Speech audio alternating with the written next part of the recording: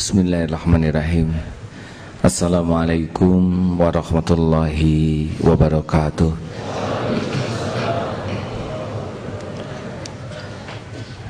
Alhamdulillahi rabbil alamin. Alhamdulillahilladzi anzala as-sakinata fi qulubil mu'minin liyazdadu imanan ma'a imanihim. Allahumma salli ala sayyidina Muhammad wa ala alihi wa ashabihi ajma'in. Hadirin sekalian,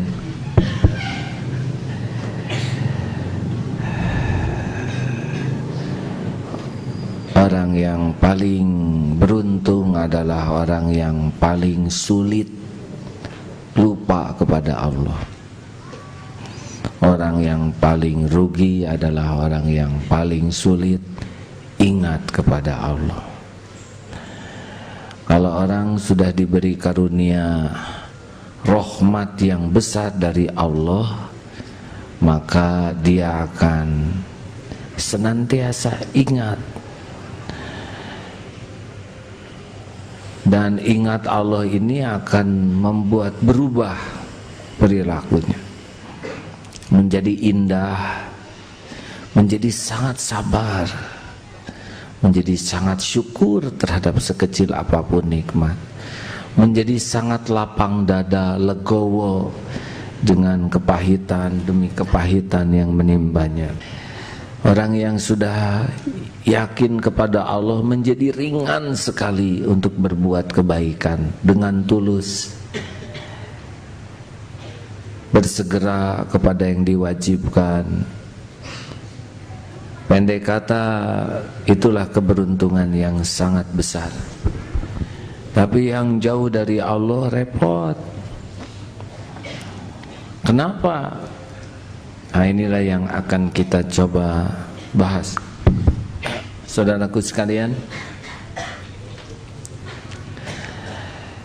maaf kalau diulangi, kita sering terpesona melihat gambar kucing. Kita puji pelukisnya, tapi lihat kucing betulan, kita tidak langsung ingat kepada Allah yang menciptakan dan menghidupkan. Lihat boneka, kita puji pabriknya, tapi lihat anak yang memainkan boneka, tidak serius untuk memuji Allah. Harusnya kalau lihat boneka kagum kepada pembuatnya, lihat anak yang sempurna kagum kepada Allah. Rada-rada ingat Allah kalau lihat langit, Allahu Akbar. Lihat bulan, sewaktu-waktu dia ingat. Ada lagi yang menarik, lihat patung, dipuji, itu patung lilin pabrik yang atau yang membuat patung itu. Lihat yang patung lilin dipuji, tapi lihat temannya yang dia sama-sama lihat patung tidak muji itu ke Allah. Harusnya kan lihat patung, ini patung manusia mirip sekali, loh kamu hidup, harusnya begitu. Ini serius hadirin. Lihat patung, kita memuji manusia yang bikin patung. Lihat teman yang diajak ngobrol, tidak ingat tuh ke Allah ya. Harusnya, loh kamu hidup, bikinan siapa? Pas ke WC bercermin, hah? Ini bikinan siapa? Inilah hijab. Makin tebal hijab, makin susah ingat kepada Allah. Makin susah ingat kepada Allah, susah tenang, susah bahagia, susah sabar, susah syukur, susah sedekah. Karena semua amal terbaik itu mudah bagi orang yang yakin kepada Allah. Di dalam hadis riwayat Imam Tabrani, ini saya dapat terjemahnya, saya mohon maaf. Ada 3 hal yang merusak akhlak, jiwa dan agama, yaitu 1, kikir yang diikuti, 2, nafsu yang diperturutkan, dan yang ketiga adalah ujub, heran kepada diri sendiri. Ini Sa'id bin Jabir berkata dalam Majmu' al-Fatawa, ini baik. Sesungguhnya seorang hamba yang melakukan perbuatan kebaikan, lalu perbuatan kebaiknya itu menyebabkan ia masuk neraka, dan ada orang yang berbuat perbuatan buruk, lalu perbuatan buruknya itu membuat dia masuk surga. Hal itu dikarenakan perbuatan baiknya membuat dia jadi bangga akan dirinya sendiri, sedangkan perbuatan buruk orang itu bisa membuat tersungkur mohon ampun kepada Allah. Jadi kita berbuat baik tidak berhenti di sana penilaiannya. Sebelum berbuat ada poinnya, sedang berbuat ada poinnya, sudah berbuat ada lagi perhitungannya. Makanya ikhlas itu tempatnya 3. Sebelum beramal harus ikhlas, sedang beramal harus ikhlas, sesudah beramal harus ikhlas. Di awal selamat belum tentu selamat di tengah selamat belum tentu selamat di ujung. Saudaraku sekalian,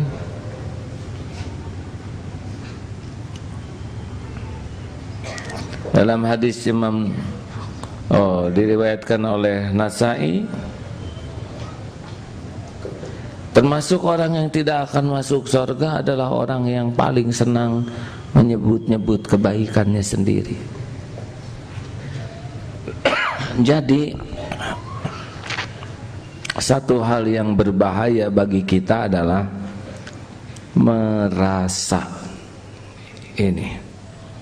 merasa sudah, kata Umar bin Khattab, maaf saya kutip di sini, orang yang merasa dirinya suci itu kotor.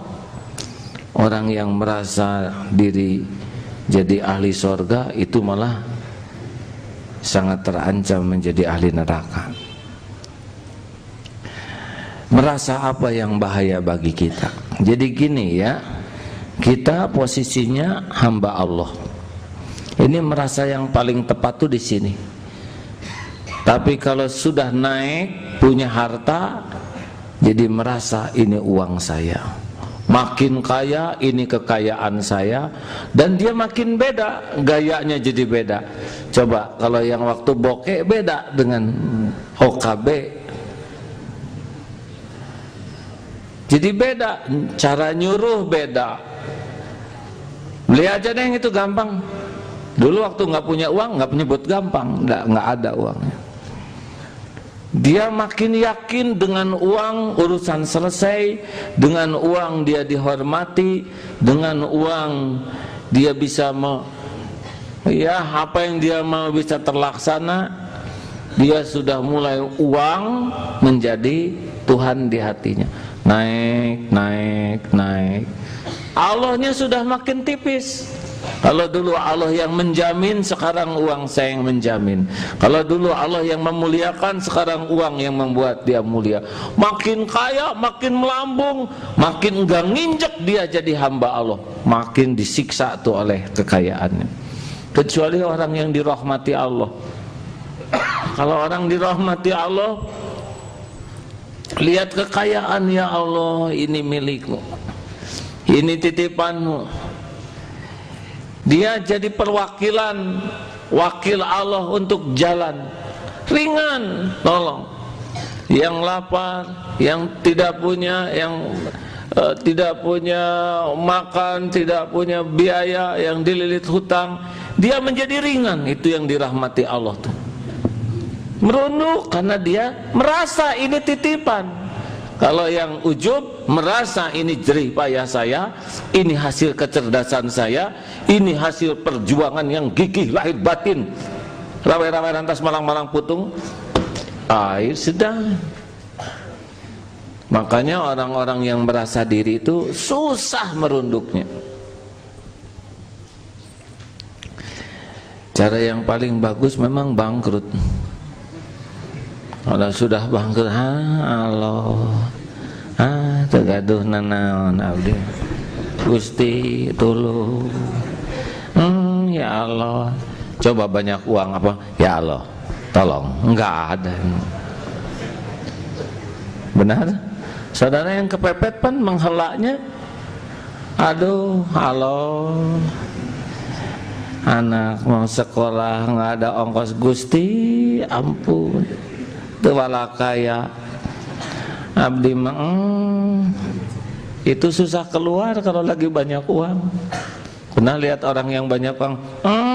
Ya Allah, kecuali yang dirahmati Allah. Ya Allah, beri hidayah supaya harta ini ringan hisab di akhirat. Tolong ya Allah supaya saya bisa syukur, jangan ada hak orang yang tertahan. Itu yang derajatnya sudah dapat rahmat Allah tuh. Kalau enggak mah petantang petenteng aja begitu. Apalagi yang suka jadi hijab selain harta, ilmu bisa jadi hijab. Coba mahasiswa bergaul dengan anak SMP, lu anak SMP, gue mahasiswa, gitu. Tiba-tiba dia naik dengan mahasiswa, padahal dia nyontek. Yang SMP jujur, nggak. Naik kuliah S2 di luar negeri, lebih beda lagi tuh. Oh saudara lulusan dalam negeri, padahal ayam kampung lebih mahal hadirin. Apa kaitannya dengan ayam kampung dibanding ayam negeri? Salah hadirin, contohnya tidak ngepas. S3 tidak salah, karena ilmu itu netral, harta itu netral, gelar itu netral, tapi yang ngangkat ini yang enggak netral. Jadi beda. Ada yang ilmunya makin tinggi, yang dirahmati Allah, makin merunduk. Ya Allah, hanya Engkau yang membuat saya bisa kuliah. Kalau Engkau takdirkan saya jadi kambing, mana ada kambing kuliah. Engkau takdirkan otak saya normal, kalau Engkau kurangi 2 sendok saja, enggak bisa mikir. Engkau takdirkan badan saya sehat, Engkau mudahkan ulangan, ingat. Kalau Allah mau bikin saja muntaber waktu ulangan, enggak bisa. Gampang bagi Allah menggagalkan segalanya. Semuanya ini hanya rahmat-Mu, hanya fadilah darimu ya Allah. Berunduk, ilmunya tinggi, luas, merunduk. Ini yang dirahmati Allah. Enak gaul dengan yang begini. Ilmunya sedang, merunduk, itu lebih disukai daripada ilmu banyak, ujub. Dan ini bukan hanya ilmu umum, termasuk ilmu agama. Saudara lulusan perguruan tinggi negeri agama, itu kalau nggak hati-hati udah jadi hijab sendiri tuh. Belajar ilmu agama belum tentu jadi dekat dengan Allah kalau tujuannya bukan Allah. Saudara kuliah di sini apa ya? Saya harus jadi sarjana agama. Sesudah itu saya daftar ke pegawai negeri. Target saya KUA. Tidak salah jadi KUA. KUA itu netral. Tapi kalau jadi tujuan hidup, nanggung. Allah yang dituju. Hati-hati ini dakwah. Ini dakwah berat, ini hijab nih dakwah nih. Lebih enak dakwah di desa yang dengarnya orang bersahaja, pakai sarung, bawa ubi. Coba ceramah. Saudara mendapat undangan ceramah dari gubernuran, beda. Baju dibedakan. Bukan salah gubernur, salah dia. Jadi beda. Datang, waduh, polisi Pamong Praja. Asa beda. Seakan-akan derajat. Ceramah di menteri ini beda, ceramah di Mabes beda, naik. Padahal di sisi Allah sama sekali belum tentu naik. Itu ada undangan di kampung Cikemeh, di musola belum jadi, yang lagi minta sumbangan. Begini ya, saya sudah ada jadwal di istana. Apa bedanya istana dengan Cikemeh? Istana Allah yang menilai, Cikemeh Allah yang menilai. Cilegok Nyenang memang dari segi nama kurang wibawa, tapi setiap tablik itu yang nilai Allah. Sayang kita sering anggap orang yang ke TV terkenal banyak jamaahnya itu seakan-akan langsung mulia. Yang mulia mah yang paling tawadu, paling bebas dari ujub. Ini gini-gini belum tentu cocok nih yang diomongin dengan yang ngomongnya.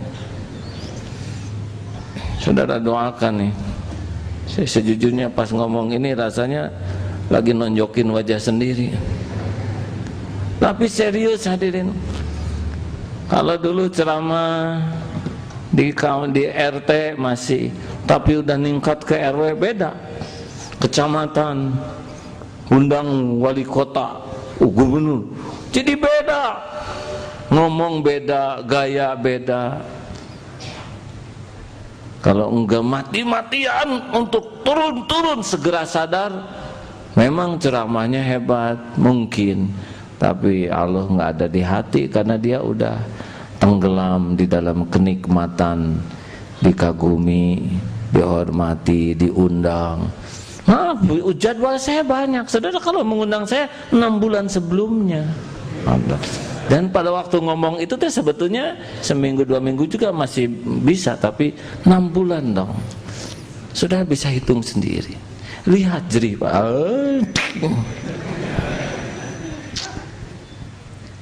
Berat. Tidak gampang.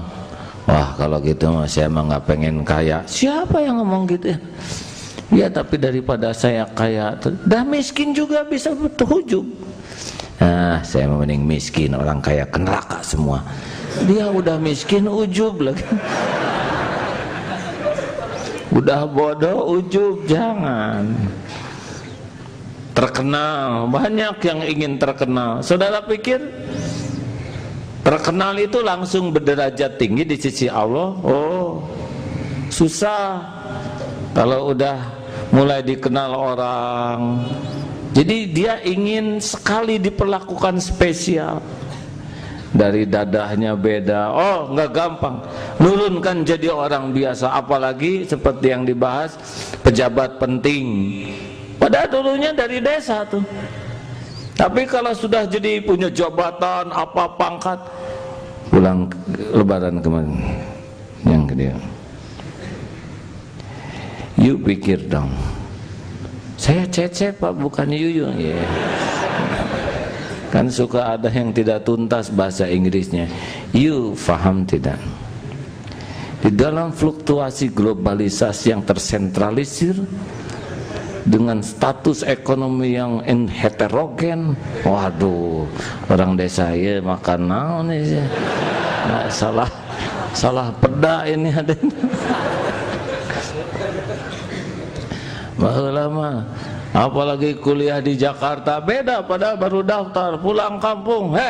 Lu sini, lu tahu gue dari Tasikmalaya. Salah. Dah berat. Bukan tidak boleh kuliah, saudara jangan salah paham ya. Kita punya garis takdir masing-masing nih. Yang bagian kaya jadi kaya, yang bagian sedang, yang bagian kuliah ada ya. Kalau udah dapat takdirnya tetap merunduk terus, jangan ujub, jangan. Kuliah bukan segala-galanya. Surga tidak ditentukan kampus, surga tidak ditentukan oleh gelar. Merunduk, saya cuma hamba Allah. Merunduk.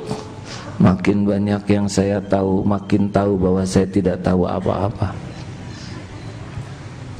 Makin merunduk. Coba bayangkan seorang pejabat yang dapat rahmat Allah, tawadu, jabatan tinggi di kantor, sopan, assalamualaikum, tidak ngebos, mau masuk, deh apa kabar, dan asli semua sopannya tuh, ayo kita ke masjid sama-sama 10 menit sebelum adzan, ucul-ucul ke masjid, biasa, pakaian juga wajar-wajar saja, duduk di masjid, gimana, sehat anak-anak, oh baik Pak Direktur, udah jangan nyebut Pak Direktur, Pak Acep, oh ya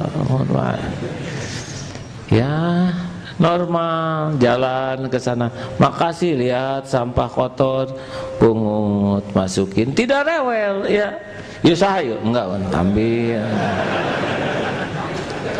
beres-beres, assalamualaikum Kang, gimana, katanya mau kuliah lagi, ya saya cuma cleaning service, semuanya kan bagi-bagi tugas, kemuliaan di sisi Allah mah yang paling ikhlas, kuliah lagi atuh ya.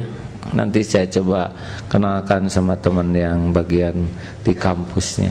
Sok saya ikut. Aduh enteng, hampang, tidak ingin diperlakukan spesial. Ke kantor macet, yang biasanya padahal mobil dinasnya tuh bagus. Hese naik mobil dinas macet, ojek. Biasa naik ojek juga, jangan tuh. Berhentinya, kelilingi dulu kantor saya supaya mereka tahu saya naik ojek. Gaib. Enteng, tawadu, ringan. Karena yang dirahmati Allah mah ringan. Kenapa? Karena yang ada di hatinya ini jabatan amanah sebentar. Amanahnya sebentar, tanggung jawab dunia akhiratnya luar biasa. Tiap mau ngangkat, aduh ya Allah istiqoroh. Tapi yang enggak dirahmati Allah, berogoh-goh, beregegeh. Saudara-saudara sekalian, di dalam menghadapi era globalisasi, kita membutuhkan pribadi dengan integritas. Kata supir, gitu. Semalam mesum saya ngantar bos. Kalau enggak mah cuma ngebagus-bagusin topeng, gaya, marah. Enggak, kalau rapat mau menang sendiri, serba nunjuk, jelek aja. Jauh, walaupun umroh sering, haji ke sana, di rumah ngadakan yasinan, tapi nggak bisa diperoleh dengan topeng, merunduk. Jelas hadirin, hati-hati nih, banyak mahasiswa yang nanti biasa aja, kalau di wisuda lihat potret, samakan dengan potret adik yang di wisuda kemarin TK,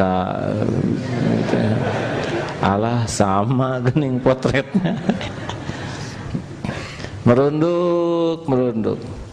Kalau kita sudah berbuat kebaikan, lupakan. Nih daerah sini tuh dulu tuh kelam, untung aya ku ya dibangun, eta teh aya baheula mah wareure, ku dicekokan, wah enggak dapat amal. Mungkin waktu berjuangnya jadi amal, tapi ujubnya menghilangkan amal. Udahlah, ini Darut Tauhid di sini ada sama sekali bukan karena ada makhluk yang bersorban ini. Ini Darut Tauhid ada cuma satu sebabnya, karena Allah sudah menulisnya di Lauh Mahfuz sebelum yang ngomong ini ada. Ini teman-teman di DT ini cuman kebagian acting aja di sini. Dan nggak kebayang bisa ngebangun pesantren sebesar ini kalau ngandalkan ilmu, ngandalkan pengalaman, enggak masuk di akal. Ujiannya nggak ada yang bicara ini, lancar-lancar aja rencana Allah ya.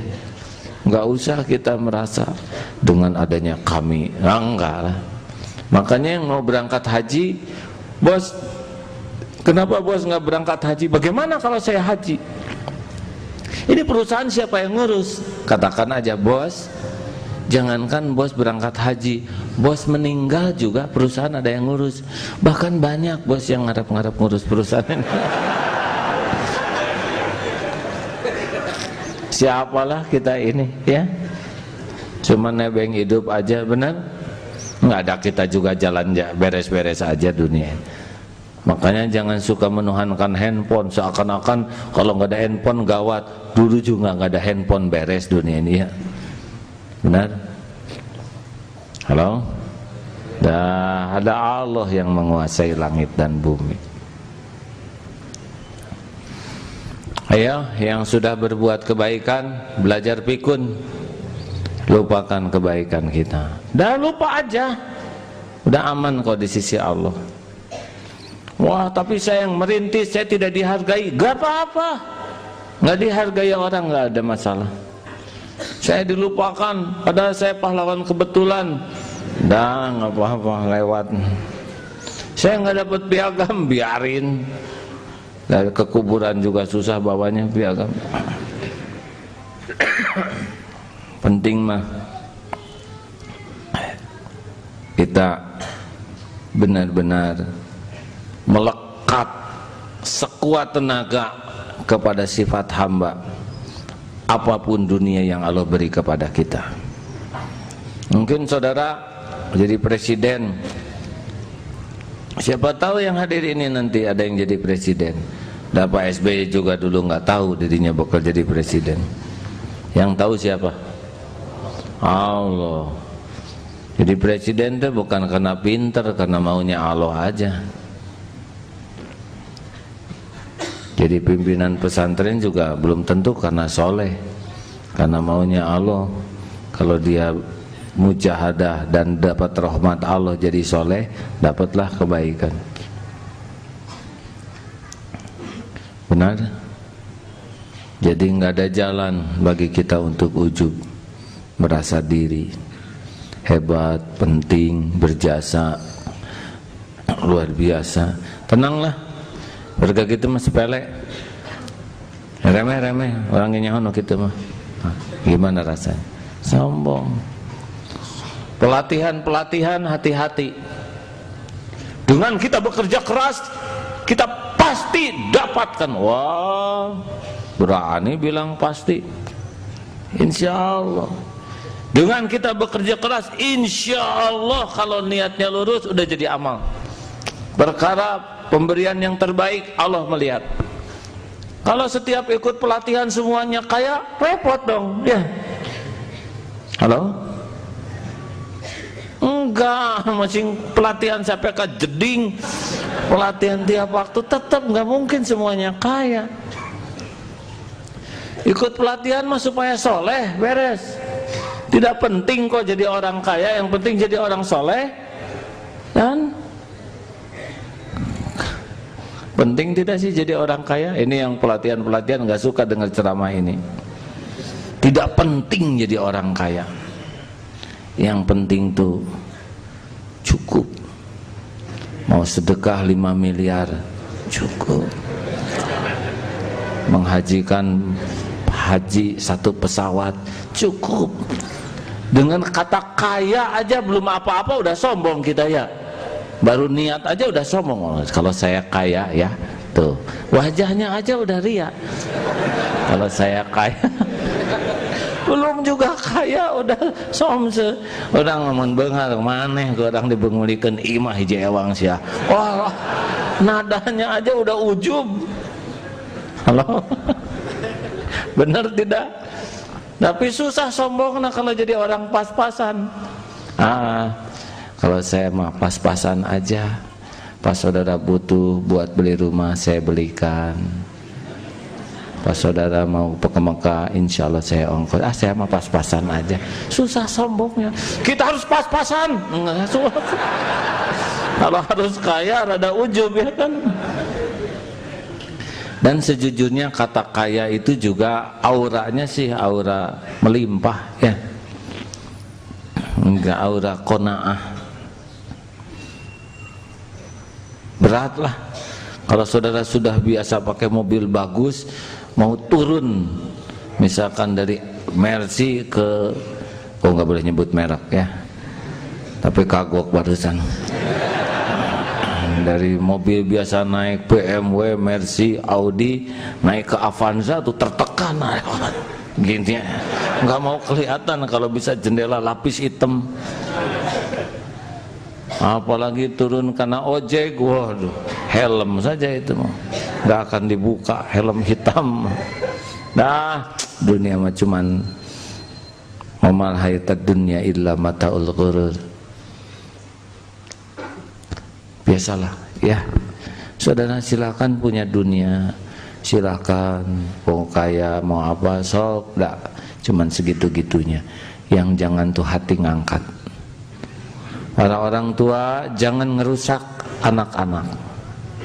Ada juga orang tua yang anaknya diuji oleh Allah dengan sukses duniawi, orang tua yang repot, rusak. Alhamdulillah, saya walaupun orang desa, anak saya 5 sarjana semua. Memang saya orang tua harus gigih, air mata tidak boleh berhenti. Benar gitu. Dia tiap malam tahajud. Dan seorang tua tuh harus tulus. Benar gitu, tulus. Jangan-jangan lihat anak maju ini nebeng-beken. Nggak boleh. Merunduk. Juga yang jadi guru, hati-hati. Kalau muridnya jadi pejabat, jadi menteri, jadi jangan ikut. Nah, si eta teh nya orang guru na baheula. Bloon di sekolah mah. Menang. Rusak. Udahlah. Dah lupa semua kebaikan yang kita lakukan. Setuju? Dah nggak usah diingat-ingat. Nggak diakui orang nggak apa-apa kebaikan kita, nggak dihargain orang nggak apa-apa, dilupakan orang nggak apa-apa. Yang penting mah kita mah selamat aja pulang. Nggak usah pusingkan imbalan, penilaian, nggak ada. Waqafa billahi syahida. Cukup. Kita mah panteng aja meningkatkan amal soleh kita sambil hati terus melekat. Episode apapun yang Allah beri, suka-suka Allah. Usahakan kita jangan ngangkat, ya. Banyak tafakur. Ya Allah, Engkau takdirkan sekarang saya hafal 29 juz, ya Allah. Padahal Engkau tahu saya nggak ngerti bahasa Arab, hanya hafal belum paham artinya, apalagi mengamalkannya. Ya Allah, Engkau lihat orang-orang pada mengagumi suara saya, padahal suara ini ciptaan-Mu. Aduh ya Allah, tolong. Ya Allah, orang-orang pada ngundang saya ke sana sini jadi imam, padahal Engkau tahu sholat saya tidak khusyuk. Aduh ya Allah, tolong saya ya Allah. Merunduk, aduh. Ya Allah, Engkau takdirkan sekarang ceramah di radio didengar segitu banyak orang, padahal Engkau tahu ilmu hamba-Mu ini seperti apa, padahal Engkau tahu lirikan mata hamba-Mu ini, Engkau tahu kebusukan, Engkau tahu ibadah hamba seperti apa. Aduh ya Allah, jangan sampai tertipu. Tobat, merunduk, menangis. Mungkin dunia ditambah oleh Allah, mungkin saudara makin kaya. Oh ya Allah, Engkau tambah titipan ini. Mungkin pangkat makin tinggi. Ya Allah, makin besar amanah yang harus saya pikul. Saudara dengarnya nyaman tidak? Begitulah orang yang diberikan rahmat oleh Allah. Makanya minta terus. Rahmat ini sebuah rahasia Allah yang 1/100 dibagikan ke seluruh makhluk. Dia akan menyelinap ke relung hati, ke seluruh tubuh. Kalau seorang anak dirahmati Allah, dia akan jadi qurratu a'yun, penyejuk hati, dilihat enak, bicaranya menenteramkan, pribadinya kita akan lihat tahajudnya, sikapnya. Ya Allah, ini dirahmati nih. Kalau Allah nggak ngasih rahmat, melihatnya enak, dengar namanya mual, dekat dengan dia panas, sakit hati, tersinggung. Oh, rahmat Allah lah yang merubah. Makanya jangan fokus kepada kekayaan, fokus kepada rahmat Allah. Nggak apa-apa di tingkat mana saja. Kalau kita ditakdirkan sedang atau kaya, dan dapat rahmat Allah seperti yang diceritakan tadi. Nggak ada merasa memiliki, ringan, enteng, bersih hartanya, nggak ada yang haramnya. Zakat, uang keluar dengan mudah, tidak berat. Karena kalau dikasih rahmat, udah jadi sifat welas asihnya yang melimpah. Jadi apa saja nih yang harus kita hati-hati? Satu ya seperti yang tadi dikatakan, harta. Jangan sampai merasa ini harta saya, harta yang membuat mulia. Dia harta mah ada aja, dia netral, tapi ini titipan Allah. Jaminan kebahagiaan bukan dari harta, tapi dari Allah. Tidak punya tabungan, ada Allah yang menjamin. Ini saya baru dapat SMS. Ada seorang hamba Allah dililit hutang, akhirnya ditarik oleh bank, pinjam uang untuk makan, dicuri orang. Rumah makan yang tersisa, barang-barangnya juga dicuri, habis-habisan sekali. Allah pasti melihat. Kalau kita lihat bagaimana doa Nabi Yunus, la ilaha illa anta subhanaka inni kuntu minaz zalimin. Tiada Tuhan selain Engkau ya Allah, subhanaka, maha suci Engkau, inni kuntu minaz zalimin, sedangkan saya ini keadaannya adalah orang yang zalim ya Allah. Jadi Nabi Yunus meninggalkan umat karena umatnya tidak mau nurut. Masuk ke kapal laut, ketika diundi, dia yang kebagian dikecemplungkan. Udah tenggelam, dimakan ikan. Tapi tidak ada satupun yang disebut oleh Nabi Yunus, ini umat tidak nurut, saya udah capek-capek dakwah, ini lagi yang di kapal laut pakai ngecemplungin saya, ini lagi ikan pakai nelen. Enggak ada. Orang yang tobat asli mah enggak pernah melihat. Karena semuanya biiznillah. Dikecemplungkan izin Allah juga. Dimakan ikan, ikannya juga milik Allah. Yang satu aja, ya Allah, ampun. Nah begitulah hadirin. Makanya kalau ada harta, gelar, pangkat, ilmu, kedudukan, jabatan, popularitas, jangan sampai membuat ngangkat, terus periksa meruntuh. Latihannya bagaimana? Jangan ingin dispesialkan. Nggak usah kita ingin dispesialkan, bisa sendiri-sendiri saja. Rasulullah di rumah nyapu, sendalnya putus, jahit sendiri. Ke pasar nggak memerlukan bantuan, bawa sendiri beres ya. Ke masjid tidak kebagian tempat, duduk di mana aja. Tidak usah ingin dispesialkan.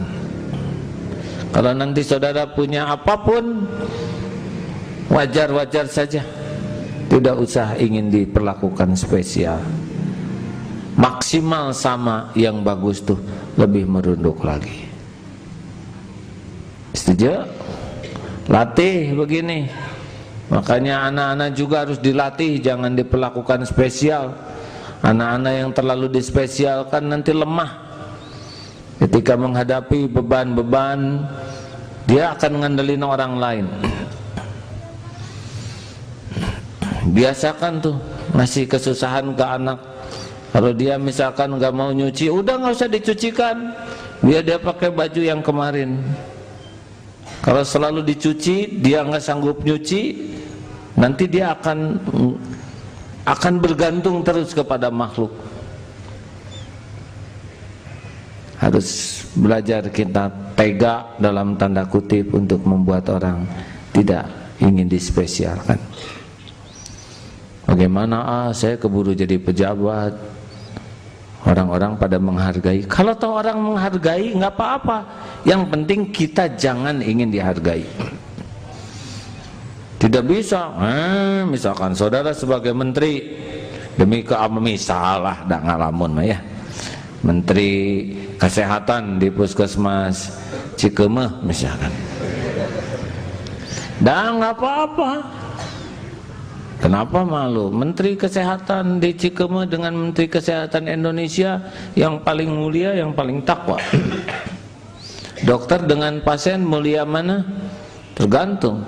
Kalau pasiennya dapat rahmat Allah, mulia tuh. Mau tahu pasien yang dapat rahmat Allah, sabar, nggak mengeluh, tenang walaupun sakitnya parah. Bu, ibu kan sakitnya parah kok nggak mengeluh? Oh, ini kan tubuh milik Allah, semuanya juga pasti sudah dihitung. Tapi kan ini sakit sekali. Memang sakit, tapi dah pasti sudah dihitung oleh Allah sakitnya. Ada dosa nih yang harus saya tebus.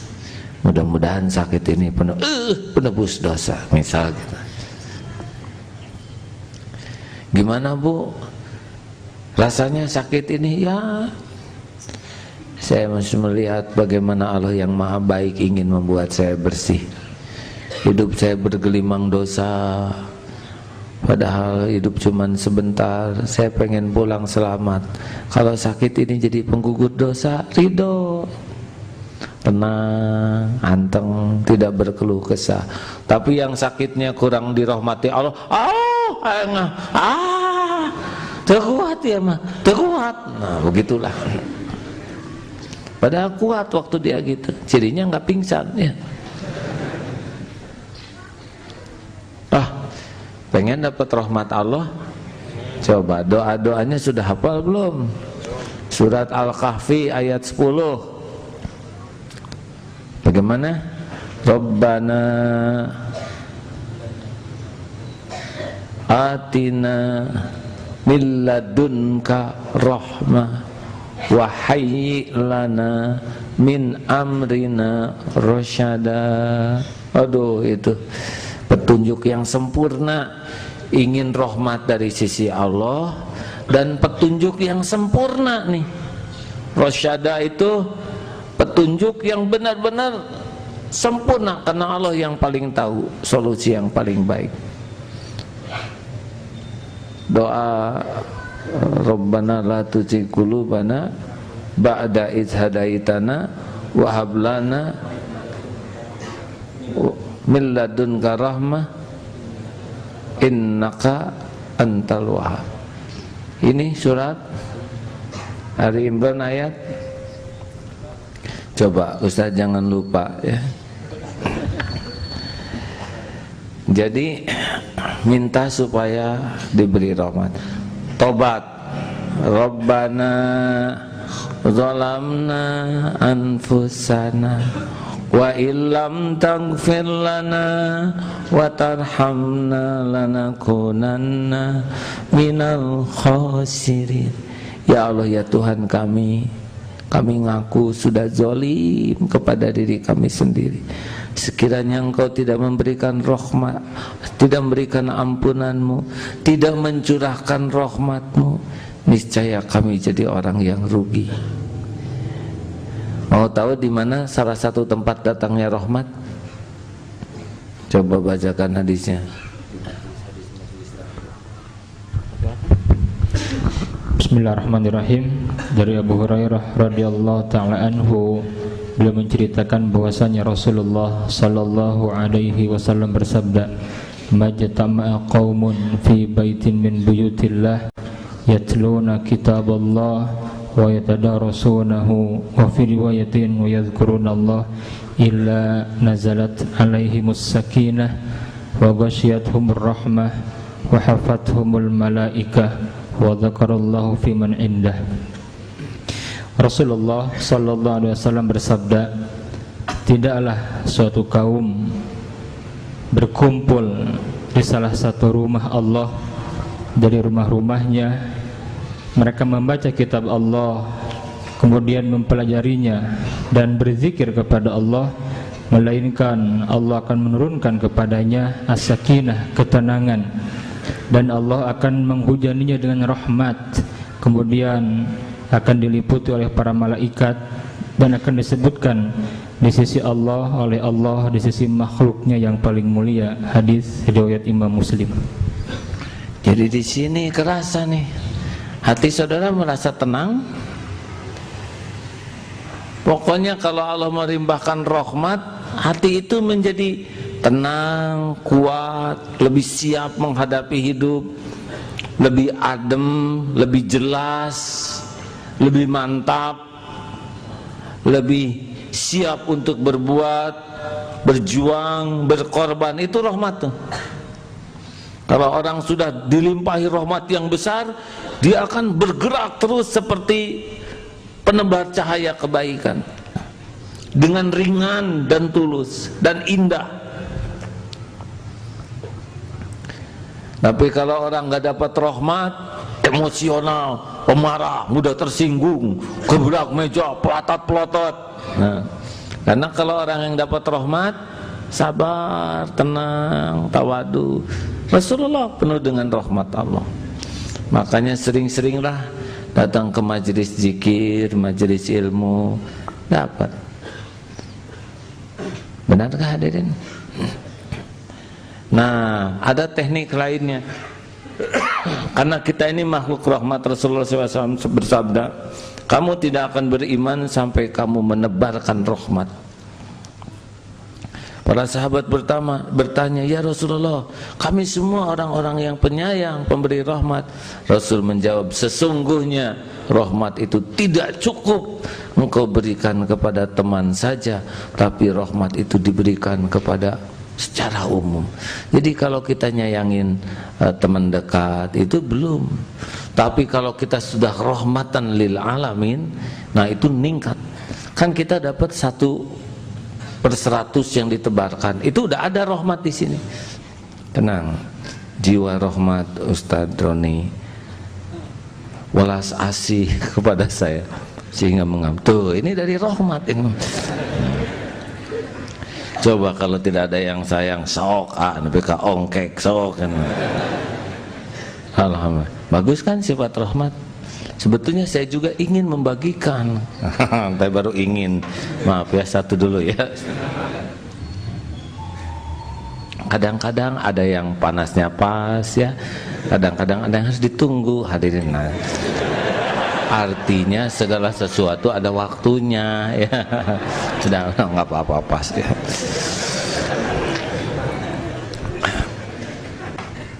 Jadi sekarang kalau kita ingin mendapatkan rahmat yang besar dari Allah, syukuri sifat rahmat yang ada pada diri kita.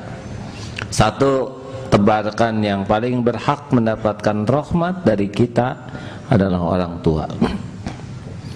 Bagaimanapun keadaan orang tua kita, darah dagingnya ada pada tubuh kita, itu takdir. Kalau orang tua bergelimang dosa, kita yang harus ada di barisan depan agar berharap ampunan kepada orang tua. Kalau orang tua dililit hutang, kita usahakan yang lunasi. Nanti Allah cukupi kok. Kalau kita ngebayarin utang orang, sebetulnya uang kita juga milik Allah. Nanti Allah ganti, insya Allah nggak akan sia-sia. Usahakan kita memiliki kasih sayang, kepedulian, perhatian. Minimal habis sholat doakan dengan tulus, Allah pasti mengetahui. Jangan pelit, baik waktu, tenaga, pikiran. Yang kedua yang perlu mendapat rahmat adalah keluarga, anak-anak kita. Anak-anak tuh antara orang tua dan anak sedikitan dosa anak. Anak-anak mengerti satu bahasa universal, bahasa hati. Jadi kalau orang tua dengan anak, kalau orang tuanya tinggi karena harta, gelar, pangkat, jabatan, itu nggak nyambung dengan anak, dan anak bisa rusak. Karena anak melihat, mendengar, dan meniru ibu bapaknya. Kalau ingin dekat dengan anak, caranya tobat terus, turunkan diri, turun. Jangan merasa berjasa, jangan merasa sebagai orang tua yang udah berkorban, turun. Makin kita merunduk, nanti kontak tuh dengan hati anak. Karena anak lebih bersih.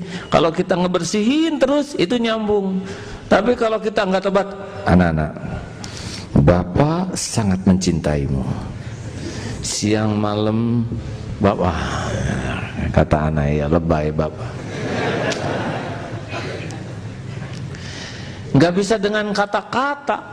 Ibu sayang padamu nak. Siang malam air mata ibu tak pernah kering. Emang sakit mata emangnya nih. Nggak bisa begitu. Nggak bisa dengan uang dikasih, dengan mobil dikasih, handphone dikasih, langsung hati anak terbeli. Oh enggak. Handphonenya memang diterima, uangnya diterima, tapi hati belum tentu keterima. Harus tobat. Nah, kalau orang tua mau menebarkan rahmat ke anak, dia harus tekan turun ke bawah, tobat, nanti nyambung frekuensi. Siapa lagi? Keluarga saudara. Itu saudara tuh kalau kita sedekah ke saudara, 2 minimal. 1 sedekahnya, 2 nyambung silaturahminya. Ada yang suka sedekah ke yang lain-lain tapi saudara luput. Memang kita bukan Superman yang bisa sempurna memberi, tapi itu sangat penting. Adik kakak mendapat perhatian lebih, ya. Karena udah takdirnya jadi adik kakak. Sanak saudara. Siapa lagi yang berhak mendapat? Anak-anak yatim. Sudah jelas dalilnya ya. Orang yang yatim piatu, yatim itu memang udah takdir Allah. Nah, ladang amal bagi yang sayang ke anak yatim. Dan sayang ke anak yatim bukan perkara diumumkan, bukan perkara ada panti yatim. Sumbangan kepada anak-anak yatim piatu dijejerkan anak, tidak sepenuhnya salah. Kasih amplop, tret. Bagaimana keadaan orang tua Muna? Saya yatim piatu. Oh iya, maksud bapak dulu. Awas, yang nyumbang jangan sampai lebih senang potretnya. Amplopnya masih nggak begitu tebal ya. Kalau 2 miliar ewang mungkin anak tuh 2.000.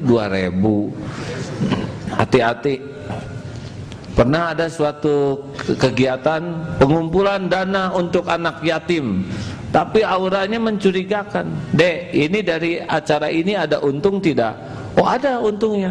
Dikemanakan untungnya? Sebagian untuk anak yatim, sebagian lagi ya kamilah sebagai panitia kan. Gede mana deh untuk anak yatim atau untuk panitia? Jujur ya sebetulnya kak ini mah bukan untuk memuliakan anak yatim, ini mengeksploitasi anak yatim. Dia sengaja dagangin keyatiman agar dia dapat. Dosa. Jangan begitu. Jangan kita bikin panti yatim kemudian itu jadi penghasilan kita. Banyak yang nyumbang dan kita nebeng di anak-anak. Siapa lagi yang harus mendapat curahan rahmat? Orang-orang yang fakir, miskin, juga yang single parent. Kalau mau ngasih ke orang miskin juga jangan sumbangan untuk kaum duafa. Ini adalah kelompok yang paling miskin di RW kita. Dijajarkan. Aduh, itu mah kezaliman besar. Kalau mau ngasih, jaga perasaannya, jangan merasa dihina. Kita aja dikasih, adio, direktur, nih saya ngasih uang nih 2 juta. Emang senang sih dengan 2 jutanya, tapi malunya. Jaga tuh. Kalau mau ngasih mah sep-sep, nggak usah dijejer-jejer di depan. Aduh, itu kan tertekan. Nanti kalau saudara mau membagikan uang seperti orang-orang kaya yang suka bagikan uang, nggak usah disuruh baris, susah mau jaga hatinya.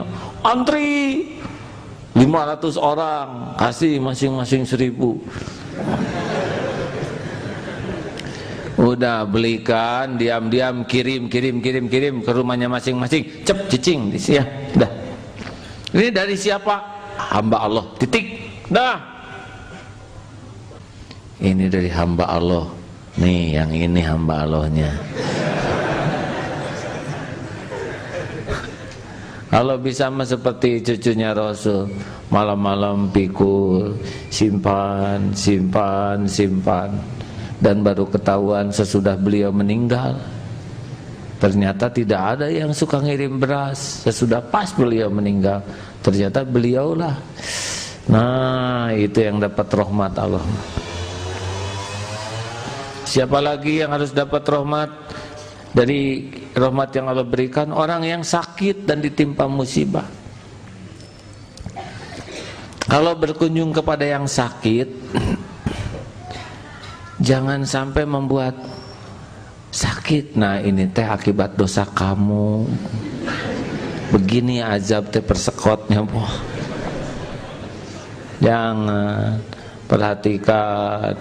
Kalau kita mau mengasihi kepada yang sakit, tahu tekniknya supaya lebih ringan. Ada seorang ibu-ibu, pembantunya sakit, harus dioperasi, langsung dikeluarkan biaya. Kenapa ibu? Itu ringan sekali membiayai. Ya, saya mah syukur, bukan saya yang dioperasi, hanya ngebiayai, daripada saya yang dioperasi. Udah ringan saja, uangnya juga milik Allah ini. Gak usah berat, hadirin. Kalau mau membantu membiayai orang sakit, itu udah bisa jadi yang takdirnya kita sakit jadi tertolak gara-gara kita nolong orang yang sakit, yang ditimpa musibah. Kalau dia mau jual motor, dia ditimpa musibah. Nah, ini jangan dipompetan. Ini motor harga 8 juta, karena dia perlu ngedadak 5 juta ya, saya uangnya cuma 5 juta.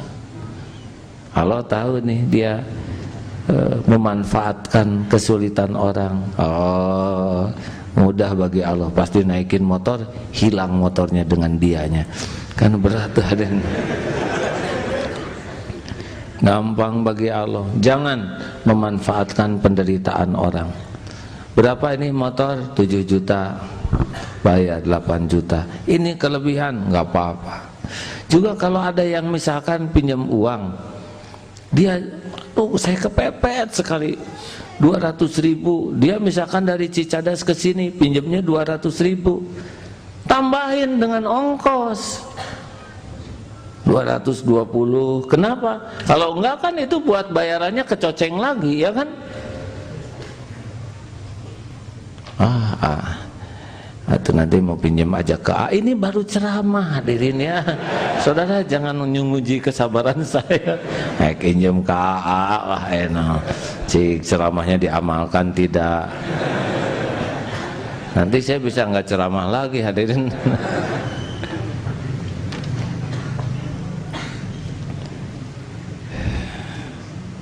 Barang siapa yang mengunjungi orang sakit, selama itu dia berada di serambi surga. Rasulullah ditanya, apa serambi surga? Rasul menjawab, sayap surga.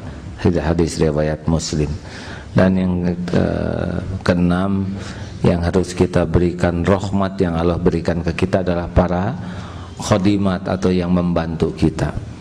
Sebetulnya orang-orang yang membantu itu adalah saudara-saudara kita. Ini hadis yang agak panjang dari Rasulullah. Abu Dzar berkata, Rasulullah SAW bersabda, para pembantu mereka adalah saudara-saudaramu. Allah telah menjadikan mereka sebagai satu golongan yang berada di bawah kekuasaanmu. Maka barang siapa yang telah menjadikannya berada dalam kekuasaannya, hendaklah memberi makan yang sama dengan yang dia makan, memberi pakaian yang sama dengan yang dia pakai, dan tidak memberikan tugas yang memberatkannya. Jikalau memberikan tugas berat, hendaklah kamu membantunya. Hadis riwayat At-Tirmidzi. Ayo jangan suka pelit ya, der aja. Kalau mau kasih, nanti ada lagi kok rezeki. Kalau tidak bisa ngasih uang, ngasihlah sikap sopan, ngasihlah permintaan maaf. Minimal kalau nyuruh gunakan 3 patah kata, tolong, maaf, dan terima kasih. Itu bagian dari kasih sayang. Tolong ambilkan selop, maaf ya merepotkan, terima kasih. Terus kata pembantunya, capek disuruh terus, ambil sendiri aja. Baik ya, silahkan istirahat di rumahnya aja, nggak usah kesini lagi. Memang sopan tapi PHK.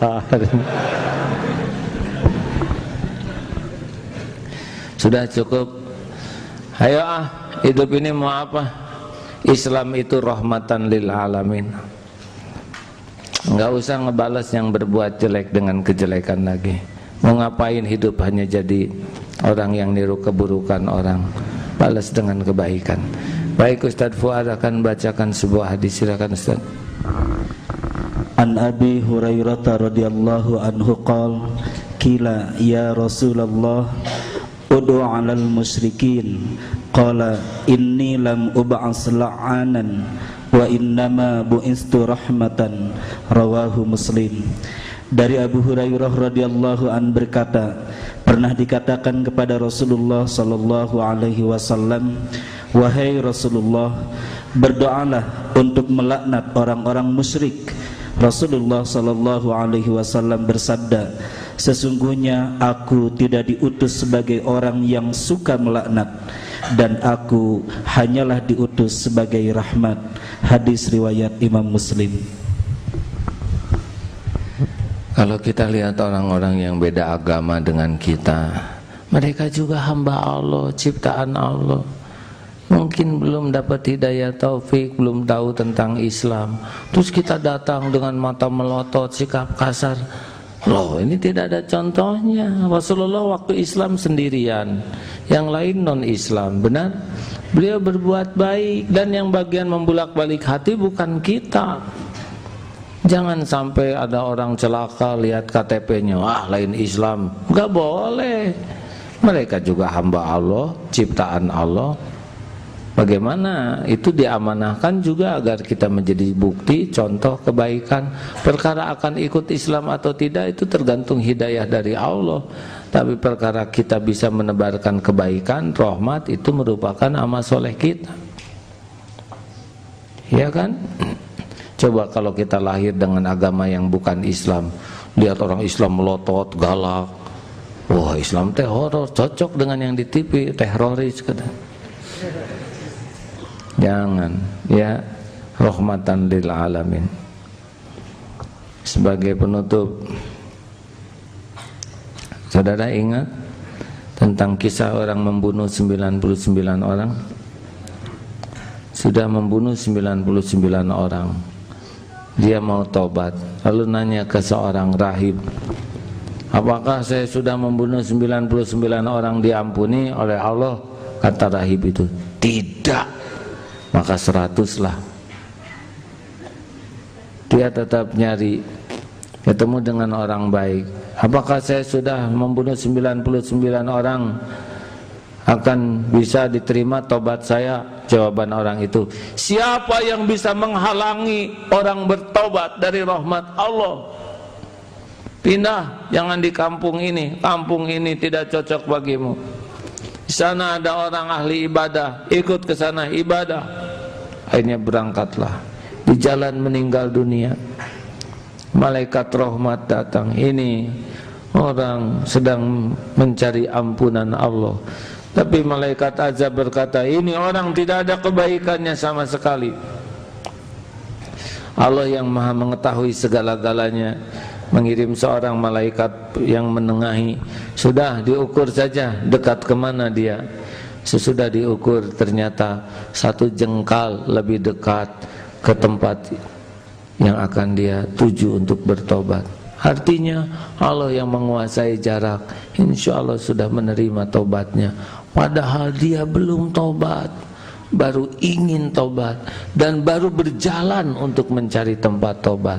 Tapi ampunan Allah lebih cepat daripada azabnya. Maha suci Allah. Ustaz Roni akan menyempurnakan pertemuan ini. Imam Ahmad meriwayatkan sebuah hadis ketika seseorang datang kepada Rasulullah sallallahu alaihi wasallam yang banyak berbuat maksiat dan hampir putus asa. Kemudian Rasulullah sallallahu alaihi wasallam mengajarkan satu doa.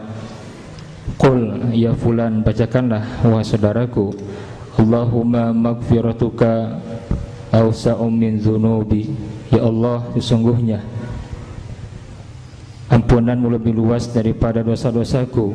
Wa rahmatuka arja indi min a'mali, dan rahmatmu lebih aku butuhkan daripada amal-amalku.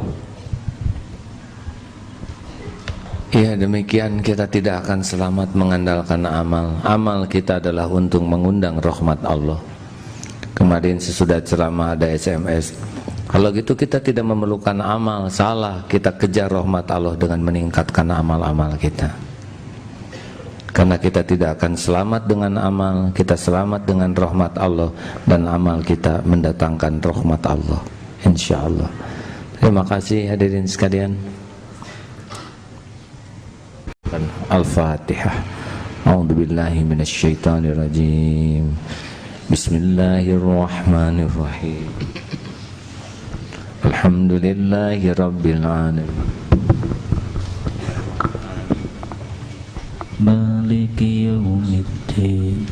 Iyyaka na'budu wa iyyaka nasta'in. Ihdinas siratal mustaqim. Siratal ladzina an'amta 'alaihim ghairil maghdubi 'alaihim waladdallin. Ya Allah, ya Sami ya Bashir, Rabbana zalamna anfusana wa illam taghfir lana wa tarhamna lanakunanna minal khasirin. Allahumma inna nas'aluka imanan kamilan wa yaqinan shadiqan wa qalban khashi'an. Allahumma inna nas'aluka taubatan nasuha ya Allah, wa taubatan qabla al-maut, wa rahmatan 'indal maut, wa maghfiratan ba'dal maut. Allahumma hawwin 'alaina fi sakaratil maut. Allahumma inna nas'aluka husnal khatimah wa na'udzubika min su'il khatimah. Ya Allah, jadikan saat ini saat mustajab doa. Wahai yang maha menatap, Engkau penggenggam langit dan bumi, sedang kami hanya makhlukmu yang tidak punya apa-apa selain dosa. Engkau maha tahu segalanya, sedang kami tak tahu apapun kecuali sepercik ilmu yang Engkau beri. Engkau maha kaya, pemilik segala-galanya, kami tidak punya apapun termasuk tubuh ini. Engkau maha baik ya Allah, Engkau janji akan mengabulkan doa. Jadikan siapapun yang munajat ini Engkau ijabah doanya ya Allah, ya Hayyu ya Qayyum birahmatika nastaghits. Amin. Ya Sami ya Bashir, karuniakan kepada kami sisa umur yang berkah, limpahi kami dengan rahmat-Mu ya Allah. Selamatkan ibu bapak kami ya Allah, dunia akhiratnya mulia. Selamatkan keluarga kami, kumpulkan di surga-Mu ya Allah. Selamatkan sanak saudara kami, tetangga-tetangga kami. Allahumma ighfirlil mu'minina wal mu'minat wal muslimina wal muslimat al ahya'i minhum wal amwat. Ya Allah, beri kesembuhan yang sedang sakit, jalan keluar ya Allah yang sedang dihimpit masalah, kecukupan bagi yang kekurangan, bayarkan yang dililit hutang ya Allah, teguhkan iman yang goyah, lindungi yang teraniaya ya Allah. Allahumma a'izal Islam wal muslimin, Allahumma ansur mujahidin. Rabbana atina fid dunya hasanah wa fil akhirati hasanah wa qina azabannar. Amin ya Allah ya rabbal alamin. Terima kasih hadirin. Assalamualaikum warahmatullahi wabarakatuh.